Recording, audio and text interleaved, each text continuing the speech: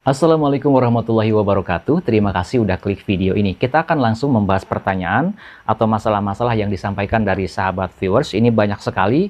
Mudah-mudahan bisa banyak pertanyaan yang dapat kita bahas ya. Nanti teman-teman yang punya pendapat, yang punya pengalaman, pengetahuan, dan kompetensi di bidangnya, silakan untuk sharing di kolom komentar di bawah video ini.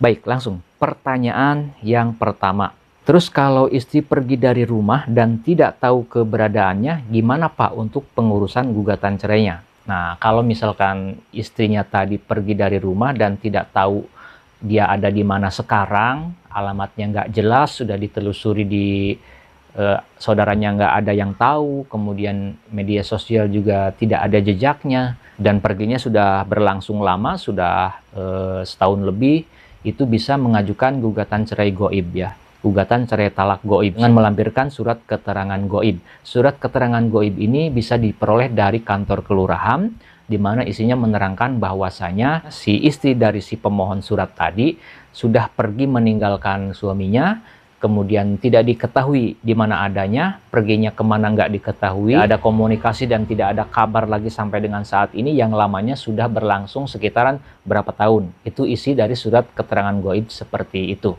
Nah, nanti surat keterangan goib itulah yang menjadi lampiran untuk dilampirkan pada saat mengajukan gugatan cerai talak ke pengadilan agama di wilayah tempat tinggal si suami tadi. Nah, kalau cerai goib itu ya diajukan di wilayah tempat tinggal si pemohon atau si penggugat.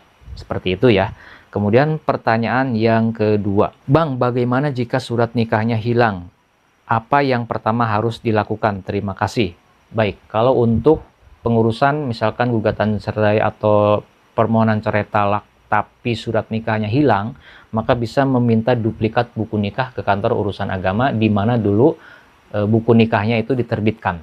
Ya, jadi harus minta duplikat buku nikah. Nah, karena hilang berarti harus meminta surat keterangan kehilangan terlebih dahulu dari pihak kepolisian. Setelah itu baru datang ke kantor urusan agama di tempat dulu menikah untuk meminta duplikat buku nikah. Itu ya. Kemudian pertanyaan selanjutnya, ini berkaitan dengan apa nih? Overkredit ya, kita baca pertanyaannya. Alhamdulillah hari ini rencana mau beli KPR take over. Yang saya mau tanyakan, surat apa aja yang harus saya minta ke developer sebagai pegangan bahwasanya BTN ini sudah berpindah tangan. Mohon penjelasannya. Baik, untuk take over, kalau kita misalkan mau beli rumah KPR dengan cara take over dari pemilik pertama, maka kita harus pastikan kita memperoleh salinan perjanjian kredit. Ya, salinan perjanjian kredit kepemilikan rumah dari si pemilik pertama. Itu harus kita peroleh. Kemudian juga SPPT ya, bukti pembayaran pajak bumi dan bangunan, kemudian juga buku tabungan cicilan, itu juga harus kita peroleh. Kemudian selain itu kita harus melakukan take over-nya di hadapan notaris supaya kita memperoleh PPJB, kemudian juga surat kuasa ya, surat kuasa melanjutkan cicilan, kemudian juga melunasi angsuran, dan surat kuasa mengambil sertifikat rumah ketika cicilan atau angsuran KPR-nya sudah lunas. Atau kalau mau formal, mau resmi, bisa dengan cara mengajukan overkredit kepada pihak bank. Hanya saja memang prosesnya lebih lama ya, karena biasanya kalau mengajukan kepada bank itu melalui beberapa tahapan. Ada survei dulu, ada penilaian dulu ya, analisa dari pihak bank, apakah calon pembeli baru ini mampu atau tidak. Kemudian dicek juga BI checkingnya, ada masalah atau tidak. Kalau ada masalah, apalagi blacklist, ya otomatis tidak akan diakses untuk menjadi debitur baru. Seperti itu ya. Kita lanjut ke pertanyaan selanjutnya. Apakah orang tua dan adik kandung bisa menjadi saksi dalam perkara atau dalam sidang perceraian? Jawabannya bisa. Ya, orang tua, saudara kandung, adik atau kakak, kemudian kerabat yang lain ya, paman, bibi, keponakan, sepupu, keponakan atau sepupu, itu semuanya boleh sepanjang mereka kenal dengan kedua belah pihak, tahu permasalahannya, tahu penyebabnya, kemudian juga tahu kondisi saat ini seperti apa. Kita lanjut ke pertanyaan berikutnya. Izin Pak, kalau istri yang menggugat cerai di pengadilan, yang bayar biaya pengadilan apakah istri? Nah, itu pertanyaannya. Jadi di pengadilan itu, untuk pembayaran suatu perkara, itu dibebankan kepada mereka yang menggugat. Jadi penggugatlah yang bertanggung jawab, yang berkewajiban membayar biaya pendaftaran, membayar biaya panjar perkara. Kita lanjut ke pertanyaan selanjutnya. Pak izin bertanya, sistem pemanggilan sidangnya itu lewat media apa? Apakah di WA atau di telepon dari pihak pengadilan secara langsung? Semoga dijawab. Insya Allah kami jawab ya. Untuk pemanggilan sidang dalam perkara perdata itu biasanya akan dikirim langsung oleh petugas pengadilan atau bisa juga dikirim melalui jasa pengiriman kantor pos. Dan pemanggilannya berupa pemanggilan secara tertulis, pemanggilan resmi secara tertulis. Jadi ada surat pemanggilannya, surat panggilan sidangnya ada berbentuk fisik, tertulis. Yang pengirimannya bisa dikirim langsung oleh petugas pengadilan tersebut, bisa juga melalui jasa pengiriman kantor pos. Jelas ya? Kita lanjutkan ke pertanyaan selanjutnya. Yang dimaksud dengan tempat tinggal saat ini itu seperti apa, Pak? Apakah berdasarkan KTP atau berdasarkan domisili sementara? Contoh, Pulan KTP-nya Bandung, tapi Pulan saat ini sedang ada di Jakarta atau merantau. Sedangkan suaminya yang ingin digugat ada di Bandung. Itu solusinya seperti apa, Pak? Baik, bagi warga negara Indonesia yang beragama Islam, ketika permasalahan rumah tangganya tidak bisa terselesaikan dengan baik-baik, dengan musyawarah, dan memilih harus menggugat cerai, maka bisa diajukan ke pengadilan agama yang berada di wilayah tempat tinggal si istri. Kalau misalkan istrinya KTP-nya KTP Bandung tapi dia sekarang tinggal di Jakarta, maka bisa mengajukan gugatan cerainya di Jakarta. Dengan ketentuan dia harus membuat surat keterangan domisili di tempat tinggalnya saat ini. Semoga bisa dipahami ya. Kita lanjut saja ke pertanyaan selanjutnya. Bagaimana kalau istrinya tidak mau memberikan surat kematian pewaris karena saya anak kandung dari pewaris sedangkan istrinya ibu tiri saya?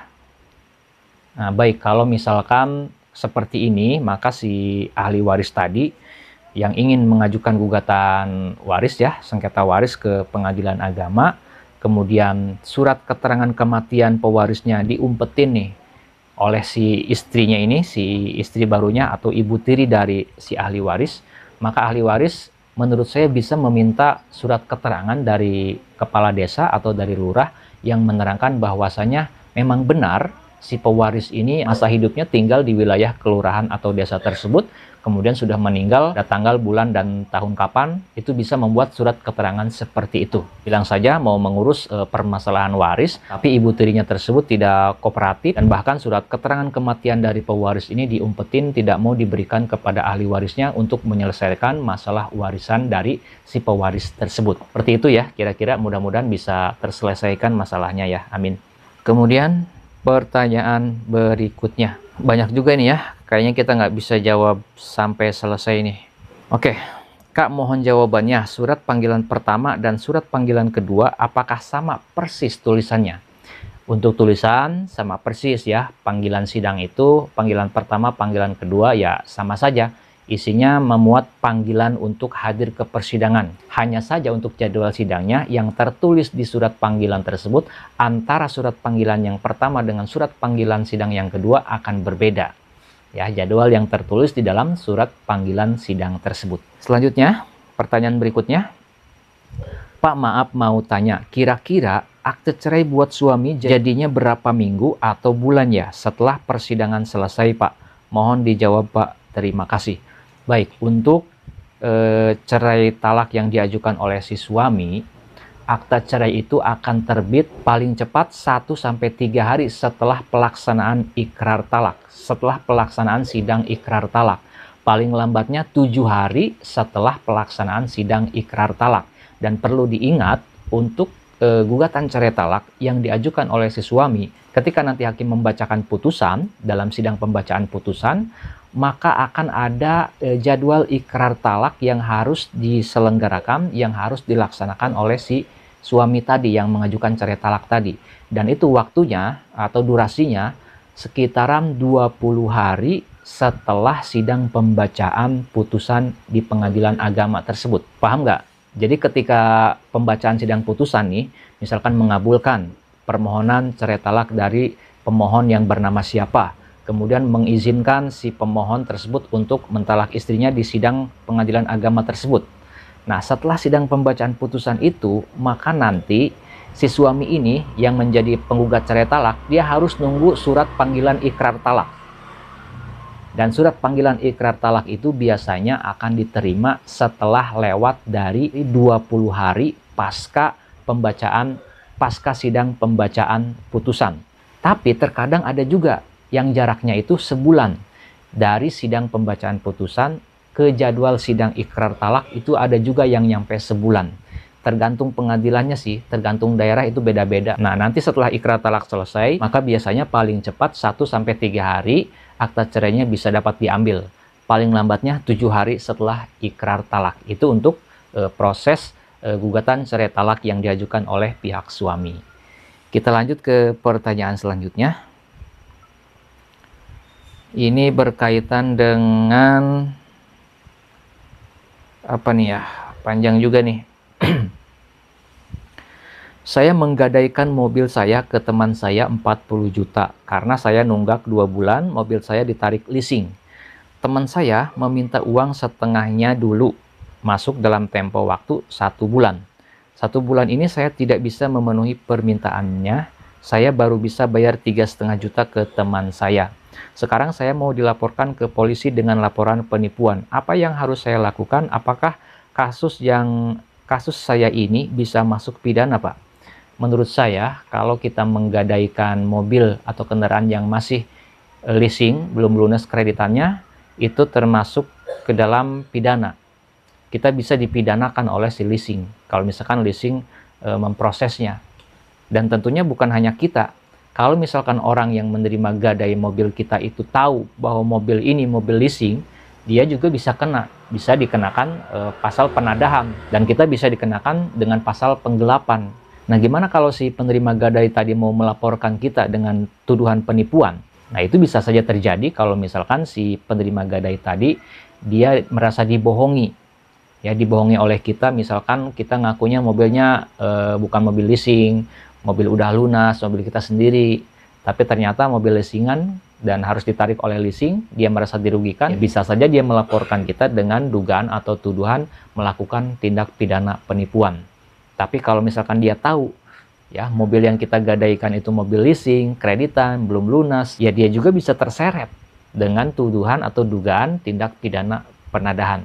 Kurang lebih seperti itu ya. Pertanyaan berikutnya mengenai apa nih? Wow, banyak sekali ya. Nah, ini aja yang terakhir ya, kita baca pertanyaannya.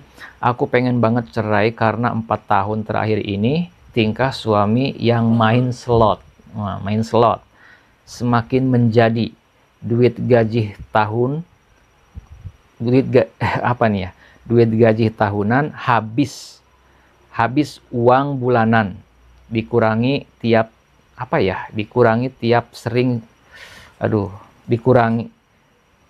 sering cekcok karena masalah itu.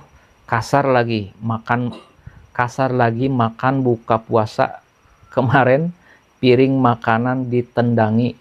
Boleh nggak ajukan gugatan cerai kalau masalahnya seperti itu? Tapi suami nggak mau cerai, tapi nggak berubah lebih baik juga.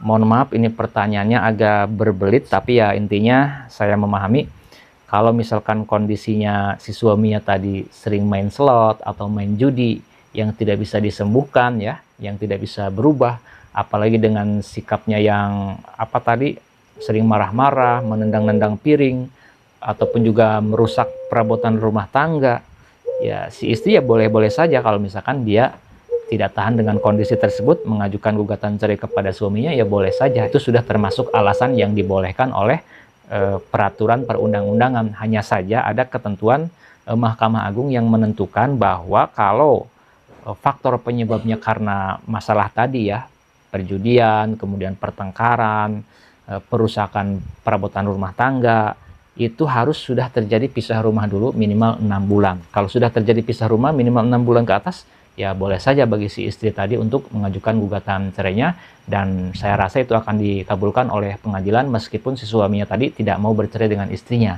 Karena alasannya sudah masuk alasan ya.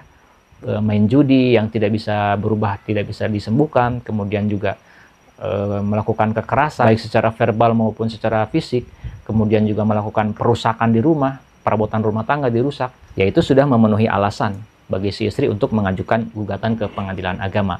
Itu saja beberapa pertanyaan yang kita bahas karena keterbatasan waktu. Pertanyaan-pertanyaan yang lainnya yang belum terjawab mudah-mudahan bisa kita bahas di lain kesempatan ya. Terima kasih yang udah nyimak, terima kasih yang udah subscribe. Saya doakan semoga teman-teman yang subscribe rezekinya selalu bertambah banyak, melimpah dan juga berkah. Amin ya robbal alamin. Kalau menurut teman-teman video ini ada gunanya, channel ini ada manfaatnya, saya mohon keikhlasan dari teman-teman viewers semuanya untuk subscribe ke channel Pengacara Santuy Official. Bukan siapa-siapa, hanya Lawyer Deso. Sampai jumpa di video-video selanjutnya. Assalamualaikum warahmatullahi wabarakatuh.